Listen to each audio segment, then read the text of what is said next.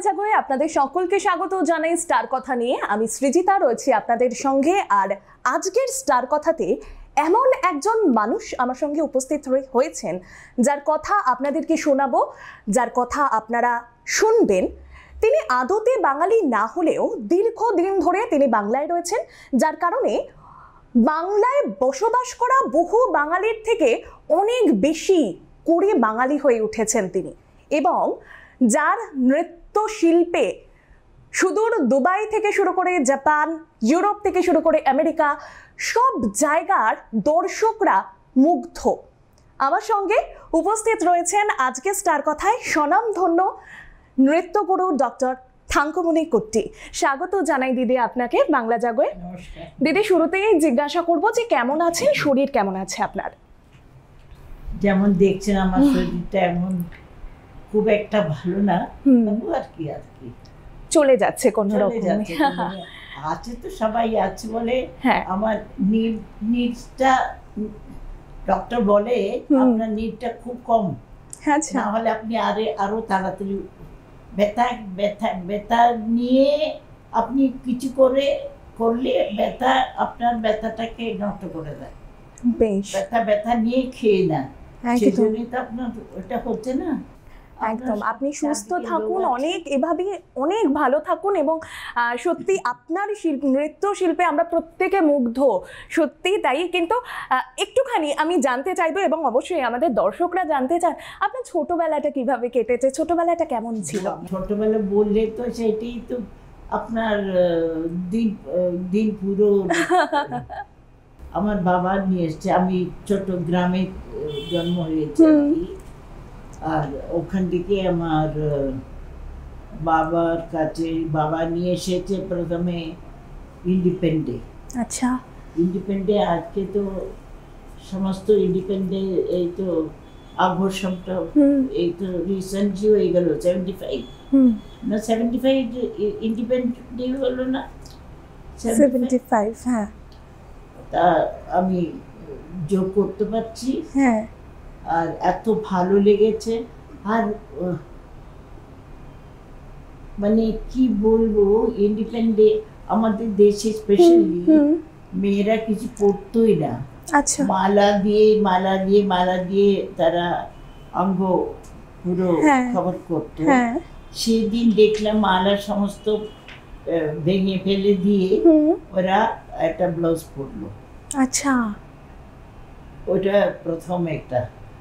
বাহ দিদি, এই ভারতনাট্যমের প্রতি ভালোবাসাটা কোথা থেকে জন্মালো?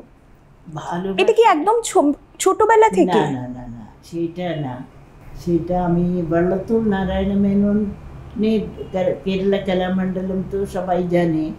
কেরালা ওই বল্লতুর নারায়ণ মেনন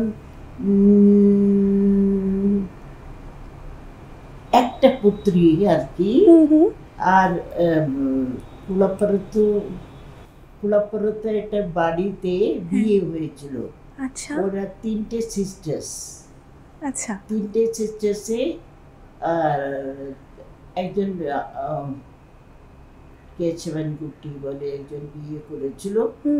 তখন সেই হিসাবে উনি এসে ওনার বাচ্চা হয়েছে, ওইটুকু আমার মনে আছে আর কি, বাচ্চা আছে। তখন ছোট্টবেলা আমি সেদিনে নিয়ে এসছি বাবা ওদের বাড়িতে, যেন ওদের বাড়িতেই তো আমার বাবার ভীষণ ভালো রিলেশন, কেন ওরা কমিউনিস্ট, আমার বাবা কমিউনিস্ট। হঠাৎ করে আমি ভারতনাট্যম দেখি, উনার তো একটা 6 মাসের বেবি ছিল তখন। আচ্ছা, 6 মাসের বেবি ছিল। উনি একটা ভারতনাট্যম একটা বল্লতুর লিখা এটা পদম করলেন। আচ্ছা, তো মুদ্রা ইউজ প্রথমে আমি দেখলাম, প্রথমে একজনের নাচটা বাসন্তী, ওনার নামটা ছিল বাসন্তী মেনন। আচ্ছা, ওনার নাচ দেখে আমি হাঁ করে, সবাই নিজে কাজ হয়ে গেছে, আমি শুধু মানে তাকিয়ে আছি, মুগ্ধ হয়ে গেছে। তো উনি আমাকে জিজ্ঞেস করলে, থাঙ্কুমণি এরকম বসছে কেন, এরকম তুমি নাচটা ভালোবাসো? আমি একটা কথাই হ্যাঁ বললাম। হ্যাঁ তা ঠিক আছে, তা আমার বাবা নেক্সট ইয়ারে এরকম কালামণ্ডলমতে এটা স্টুডেন্টস নেওয়া হয়, তখন আসবে, আমি বলবো বাবাকে এটা স্টুডেন্ট ওই নিতে। আমি আমার ওই রকম এই নাচের লাইনে চলে এসেছি। সেই থেকে যাত্রা শুরু, এখনো পর্যন্ত সেই যাত্রা চলছে এই পর্যন্ত। হ্যাঁ, এই পর্যন্ত আমার যাত্রা মানে বিরাট বিরাট ডিফারেন্ট। এখনকার ছেলেপেলে তখনকার ছেলেপেলেদের শিক্ষা অনেক তফাৎ, আকাশ পাতালের তফাৎ। একটুখানি জানবো যে এই কলকাতায় চলে আসা আচমকা এই গল্পটা কি? আসলে কত মিস্টার কুট্টি তো আমার পাস হয়ে গেছে, তো কালামণ্ডলম থেকে 4 বছরে পাস করেছি। 16 আমি যখন 16 তখন তো উনি বললেন, উনি এসেছিলেন আমার বাড়িতে। উনি ওনার নেইবার ছিলেন রামনগুটি নায়ার। আচ্ছা, রামনগুটি নায়ার তো ওনার নেইবার ছিল। আচ্ছা, ও তো ওর একটাই মালয়ালি গুটি আছে আমার মতো, একটি নায়ার ফ্যামিলি। আচ্ছা, বাকি সব ক্রিশ্চিয়ান আর লো ক্লাস এরকম সব ছিল। তো হ্যাঁ, ওই জন্য সিলেকশন তো ওইরকম। তো আমাকে একটা মেয়ে আছে, উনি নিয়ে আসলেন, আমার মাস্টার নিয়ে আসলেন ওখানকার। তো উনি এরকম বিয়ে করে, তখন আমি বললাম বিয়ে করবো না। আচ্ছা, মানে প্রথমে আপনি রিফিউজ করেছিলেন? প্রথমে রিফিউজ করেছি। আচ্ছা, উনি বললেন, আমার বাবা বললেন ওনাকে, এখন তো এসছে ওখান থেকে, আর 1 বছর পরে আপনি যদি বিয়ে না করেন বা জিজ্ঞেস করুন। আচ্ছা, ওরকম ভাবে হলো। বাহ, ওইরকম ভাবে উনি পরের বছর তার মধ্যে অনেক আমাদের দেশে তখন আমি একটার মাত্র নাচ জানা, নাচ শিখেছে। আমি নামলেই তো অনেক লোক দেখতে, এরকম অনেক লোক দেখতে। আচ্ছা, মানে ওখানেও এইরকম ব্যাপারটা ছিল সেই সময় যে আমার দেশে তখন আমি একমাত্র ডান্সার। আচ্ছা, তো বাবা কমিউনিস্ট, তো বাবা সবসময় এই তো দিতে হবে, আমিও তো দিতাম, আমিও তো গান করতাম, করতাম অনেক কিছু, কিন্তু এইটার পরে নাচ শিখবার পরে ওটা বন্ধ হয়ে গেল। আচ্ছা, মেয়েরা লোকরা সাধারণ লোকরা তো এই নাচ জানে, ওই উপরে বেশি কথা বললো, তো ঠিক আছে বন্ধ হয়ে গেল। বাবাকে আমি নানান রকম প্রবলেম, নানান রকম ভাবে হয়ে গেল। প্রবলেম তো একটা নাচ জানা মেয়েটার সঙ্গে বড় মেয়েকে রাখা। বাবা বললো ঠিক আছে দেখা যায়। পরের বছর উনি আসলেন, উনি কাউকে পাইনি, তখন আমাকে বিয়ে করলেন। বাহ, সেই থেকে কলকাতায় আসা। এটা প্রায় 50-60-এর দশক, মানে 50 বলা চলে। সেই সময়ে কলকাতায় আসা 60 years, before 60 years। সেই সময়ে যে মানে যেরকম আর কি ভারতীয় নৃত্য আমরা দেখেছি, মানে সেই সময়ে যেমন ছিল, আজকের যেরকম তফাৎটা কিরকম দেখতে পান? কেমন ছিল তখন? আমি একবার ভেবেছিলাম এরা সবাই যদি ভরতনাট্যম শিখতো তাহলে কত ভালো হবে। কেউ তালে তালে পা ফেলতে পারে না, মানে যা করবে। রবীন্দ্র সঙ্গীত আমি জানতাম মিস্টার কুট্টি তখন সবাইয়ের সঙ্গে হিরো করতো। আচ্ছা, মানে ওই জন্য এত সব ড্রামা, ডান্স ড্রামা হতো। মানে ট্যাগরের আমি দেখতে গেছি, কোনো মেয়েরা বেলস পড়ে না। আচ্ছা, বেলস পড়ে না। তা আমি জিজ্ঞেস করেছিলাম একটা পেপারের একটা লোকে, তো ওরা বললো ওরা তালে পা ফেলতে পারে না বলে ওইরকম গানের লোকে ডিস্টারবেন্স হবে, ওই জন্য ওইরা তালে তালে পা ফেলতে। সেখান থেকেই কি কলকাতায় কলামণ্ডলম শুরু করার চিন্তা ভাবনাটা এলো? আমরা বলি না যারা বাইরে বাইরে যারা শিখেছে, কলকাতায় গেছে, সেরকম পিছনে একটা টেলের মতো ABCD এই তো থাকে না, ওইরকম ভাবে ডক্টরেট কোথায় থেকে বাইরে থেকে ডক্টরেট করে দিই সেরকম কেরালা মন্ডলে শেখা মানে বিরাট একটা। আচ্ছা হ্যাঁ তেমনি করে মাদ্রাসে কলাক্ষেত্র মে শেখা সামথিং এলস, সবাই থেকে ভালো। ওই জন্যে ওই ওই জায়গায় শিখলে কেউ বাজে হবে না। আচ্ছা কেউ বাজে হবে না। পরীক্ষা নেই আমাদের, পরীক্ষা নেই, কিন্তু 4 বছর এমন এমন এমন হয়েছিল। আমি 12 বছরে জয়েন করেছিলাম, 4 বছরে এমন টিচারের সঙ্গে মিলেমিশে থাকবো আর কোনো আমার মনে হয় না এখন ওইরকম দেখাই যাবে না। আমি একটুখানি জানবো যে যারা স্টুডেন্টস রয়েছে, স্টুডেন্টসদের সঙ্গে মানে আপনার সম্পর্কটা ঠিক মানে শুরুতে কীরকম ছিল? মানে প্রথম যখন আপনি এখানে ক্লাস করাতে শুরু করলেন, সবাইকে শেখানো শুরু করলেন যারা শিক্ষার্থী এসেছে, সুতরাং সম্পর্কটা সেই সময় কীরকম ছিল? মিষ্টি মধুর? আমি প্রথম বলছি, হ্যাঁ আমি তো ওখান থেকে শিখে এসেছি। ফার্স্ট আমার 30 অ্যাবাউট 30 আর কি, ওইটা ভদ্রমহিলা মিসেস জর্জ বলে একজন ছাত্রী। পরের দিন আমি এসে 15 জুন আমি এসেছি, আর 16তে উনি ক্লাস আরম্ভ করেছেন। তাঙ্গমণি আসলে আমি তাঙ্গমণির কাছে শিখবো, মিস্টার কুটির কাছে শিখবো, কিন্তু আমি আসবার পরে আমার কাছে শিখবে। বাহ, ওই রকম ভাবে উনি বলতে গেলে উনি একজন গডফাদারের মতো আমার। উনি অনেক হেল্প করেছেন আমি এত বড় হওয়ার জন্য, বাড়ি চেঞ্জ করবার জন্য। ছোট বাড়িতে ছিলাম, বড় বাড়িতে নিয়েছি, তখন তো ওই রকম ভাবে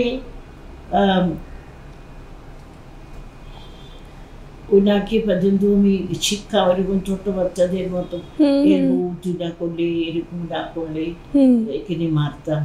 ও বাবা, আমি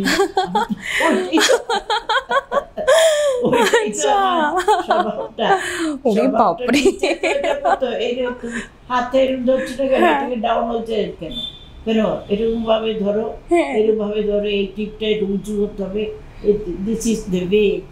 আচ্ছা, তো টিচার বললো তাঙ্গমণি, আমি ওই স্টুডেন্ট বললো তাঙ্গমণি আমি তো কোথাও করবো না, তাঙ্গমণির নামটা খারাপ করবো না, আর আমি ভালো ভালো এমনি একটা শিখবো, এমনি খুব ভালোবাসে। আর ছোটবেলায় আমি শিখিনি এত জেনারেল ম্যানেজারের ভাইফটা। আচ্ছা, ওইরকম ভাবে আমার টিচার স্টুডেন্টস আমাদের টিচার বানিয়েছে। আচ্ছা, ছোট ছোট টিচার। আগে আমি আন্ডি ছিলাম, কুট্টি আন্ডি, গোবিন্দন কুট্টি, ওনার নামটা কুট্টি আন্ডি করে ডাকছিল। তারপরে অনেক স্টুডেন্টস হয়ে গেছে, তখন বললো কুট্টি আন্ডিটা হলো তো আন্ডি করে ডাকলো। আচ্ছা, শুধু আন্টি, শুধু আন্টি। আচ্ছা, তারপরে বিগ আন্ডি। ও ওইরকম ওরাই আমাকে এক একটা ধাপে ধাপে বয়সে আমাকে সেরকম করে দিয়েছে। আর কি, আর কিছু পেরেন্টসটা আমাকে এমন চিঠি লিখেছিল, মিসেস কুট্টি বলছিলাম তাঙ্গমণি, একটা যদি আমরা অত ভালোবাসি না তো, কিন্তু আমাদের ছোটবেলায় তো শেখানো হয়নি, কিন্তু আমাদের মেয়েরা কিছু জানুক বলে আমরা পাঠাচ্ছি, কিন্তু আসতেই চাই না। মারের ভয় নাকি? মারের ভয়। ওইরকম যেমন টিচার মানে একবার বলবে, দুবার বলবে, থার্ডটা না শুনলে, ওটার জন্য আমার মার ভীষণ, সবাই জানে বিস্কুটি ভীষণ মারে। ওরে বাবা। আচ্ছা, এই ভরতনাট্যম আর মোহিনীনাট্যম, এই দুটোর মধ্যে পার্থক্যটা ঠিক কি? মোহিনী মানে ভেরি বিউটিফুল লেডি। ওকে। মোহিনীর আট্টা। আচ্ছা, আট্টা মানে ডান্স, মোহিনীর ডান্স। সো আমরা দেখে এসছি, মেয়েরা আজকাল আজকাল তো আবার ছেলেরা শিখতে আরম্ভ করেছে, শুনলাম সেটা দিয়ে বিরাট একটা কথা উঠছে। তো মোহিনী আট্টম था very very graceful. Bharatanatyam is graceful come forceful. আচ্ছা কেন ওখানে শিব আছে তো, হ্যাঁ ও তো তাণ্ডবম আছে, এই আছে, ওটা পার্বতী তো গ্রেসফুল নাচে, ওতে তাণ্ডবমে ফোর্সফুল ডান্স। আচ্ছা ও ডান্সে আসে, নাচে আসে, নাচে আসে, ওটা গ্রেসফুল অ্যান্ড ফোর্সফুল। আচ্ছা আপনার হাত ধরে এই ভারতনাট্যম শুরু হয়েছে, মানে আমরা এভাবে নৃত্য শিল্পটাকে শহর কলকাতায় আমরা এভাবে দেখছি। এই কাজটা করাটা কতটা কঠিন ছিল, মানে বা কতটা সহজ মনে হয়েছিল আপনার যখন আপনি শুরু করলেন? আচ্ছা একটা আমি বলবো, তাঞ্জাবুর স্টাইলটা এবার কলাক্ষেত্র স্টাইলটা এখন দুটো মিলিয়ে দেখা যায়, অনেক স্টাইল আছে, এটা মেইন আর কি। তাঞ্জাবুর স্টাইল হচ্ছে তাঞ্জাবুর কটেট, ওই চারজন ছিল ব্রাদার্স। আর কলাক্ষেত্র রিসেন্টলি রুক্মিণী রুন্ডেল মানে সব স্টেজ দেখে কন্টেম্পোরারি স্টেজের জন্য বানিয়েছে। আর তাঞ্জাবুর স্টাইলটা হচ্ছে টেম্পল আঙ্গনে করবার জন্য তৈরি হয়েছে। এখন যারা নতুন শিল্পী যারা আসছেন, পার্থক্য কোথায় দেখছেন? একটা হচ্ছে আমরা শিখেছি তাঞ্জাবুর স্টাইলটা আঙ্গনে ভেরি ফোর্সফুল না, জিনিসটা ভেরি ফোর্সফুল না বেশ, কিন্তু কলাক্ষেত্র মে ভেরি ফোর্সফুল। কেন কন্টেম্পোরারি স্টেজ বিরাট স্টেজ, অনেক লোক বসা, অনেক লোক দেখতে হবে, তেমনি করে ফোর্সফুল মুদ্রা বেশি। ফোর্স আমাদের অত ফোর্স ছিল না। আচ্ছা এইটুকু ঠিক আছে, এই ফোর্সটা কলাক্ষেত্র মে হবে। আচ্ছা যে জিনিসটা করবে ছেড়ে দেবে, আমাদের আস্তে করে ছেড়ে দেবে বা এরকম করে চলে যাবে, মানে কলাক্ষেত্র মেলে এইরকম ফোর্স না।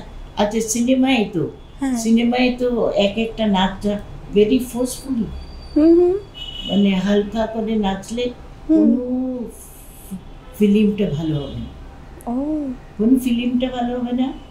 আর তাছাড়া কোনো নাচটা তেমনি করে মানুষের ভিতরে যাবে। এতগুলো বছর কলকাতায় থেকে বলাই চলে যে আপনি সত্যি কথা, আমি যেটা শুরুতেই বললাম যে অনেক বাঙালির থেকে আপনি অনেক বেশি বাঙালি হয়ে উঠেছেন আমাদের কাছে অন্তত। আপনি নিজেকে কতটা বাঙালি বলে মনে করছেন, মানে কতটা আপনার মনে হচ্ছে যে আপনি বাঙালি হয়ে গেছেন? এখন হয়তো কেরালায় গেলে আপনার কি মনে হয় যে ওটা আমার জায়গা নয়, এটা আমার জায়গা? সত্যি বলতে বলতে এই বেঙ্গল হচ্ছে আমার জায়গা। বেঙ্গলি তো, এটা বেঙ্গল তো, তো ইজিলি তো বেঙ্গলি বলতে পারি। আমার বাংলা তো সবাই বলে ভালো লাগে, ভালো লাগে। আমার খুব খারাপ লাগছে, কিন্তু কি করবো, কিছু করবার নেই। আমি তো মনে করি ওই সময় তো যদি আমি ভালো করে বাংলা শিখতাম তাহলে একটা প্রফেসর হয়ে যেতাম, ভালো বাংলা। মানে এই বাংলাটাই আপনি এখন যেভাবে বলছেন সেই সময় বললে সত্যি হয়তো আপনি প্রফেসর হয়েছেন, কিন্তু তখন হয়তো এই আপনার এই শিল্পটা আমরা পেতাম না। সবাই এত নিচ্ছে, সবাইকে নাচ শেখাতে আর আমি নাচতে পর্যন্ত নিজে ওটা আমার একটা আগ্রহ ছিল। এইরকম একটা সবাই আন্ডার ওয়ান আমব্রেলা, নিচে সবাই নাচবে, আমি উপরে থাকবো, এটা বিরাট। ওটা হয়ে উঠেছে। আচ্ছা, ওটা ইটস বিকাম ট্রু। এখন কেমন লাগে, মানে এত সুন্দর বাংলা, আমরা একটা লাইনের মধ্যে 10টা বাংলা বলতে গেলে আমরা 5টা তার মধ্যে হয়তো ইংরেজি শব্দ যুক্ত করি। সুতরাং সেই জায়গায় দাঁড়িয়ে আপনার সঙ্গে এতক্ষণ ধরে আমি যে কথা বলছি, আমি ইংলিশ শিখিনি বলতে গেলে। আচ্ছা, ইংলিশ আমাদের আছে, আমাদের ছিল, কিন্তু তখন আমাদের টিচার অত প্রোগ্রেসিভ ছিল না। ইংলিশ, হিন্দি, সংস্কৃত, মালয়ালম এই ভাষা আমাদের সঙ্গে শিখতে।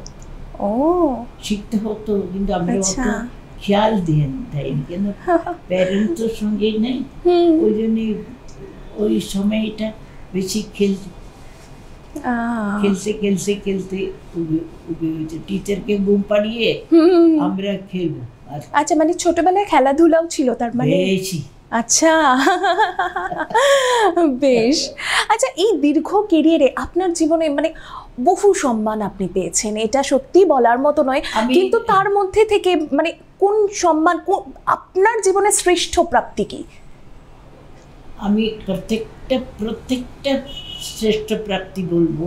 আমি তো 25 বছরে ভাবছিলাম আমাকে কেন এরা দিচ্ছে না, মানে প্রাইজ দিচ্ছে না, দিচ্ছে না, ও দিচ্ছে না। এখন দিতে আরম্ভ করেছে 40 বছর থেকে, আমি নিতে সময় পাচ্ছি না।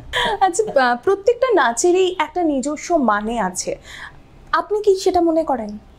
হ্যাঁ, নিজে মানে ছাড়া তো কি, মানে ছাড়া তো কোনো নাচ নেই। আচ্ছা, মিউজিক, লিটারেচার, তাল মানে তাল আর কি, রিদম, এটা ছাড়া তো কিছু তো। সঙ্গীত মানে এটা কি, সঙ্গীত মানে 3-4 মিলিয়ে একটু সঙ্গীত, এটা মিউজিক, সঙ্গীত হচ্ছে স্বরম, সঙ্গীত মানে গান, আর তাল, সঙ্গীত তাল। আচ্ছা, আপনি যখন কেরালায় নাচের প্রতি আপনার ভালোবাসা জন্মালো, সেই সময় কি গানের দিকেও আপনাকে মনোনিবেশ করতে হয়েছিল, মানে ওখানকার গান শিখতে হতো? আচ্ছা, গান শিখতে হতো। আচ্ছা, 5:30 6টার মধ্যে টিচার আসতো। টিচার আসলে আমরা আমাদের 1 ঘন্টা 1.5 ঘন্টা গান শিখতো। গান শিখে তারপরে আমাদের এক্সারসাইজ আছে, বডি এক্সারসাইজ আছে। আমাদের পুরো ঘুমাবার পর্যন্ত 9টা পর্যন্ত, রাত্রি 9টা পর্যন্ত একেবারে আছে, নিয়ম আছে। টিচার ছাড়া আমরা কোনো সময় পাই না। আপনি নিজে একটা সময় নাচ শিখেছেন, এখন আপনি শেখাচ্ছেন, কোনটাকে বেশি এনজয় করছেন?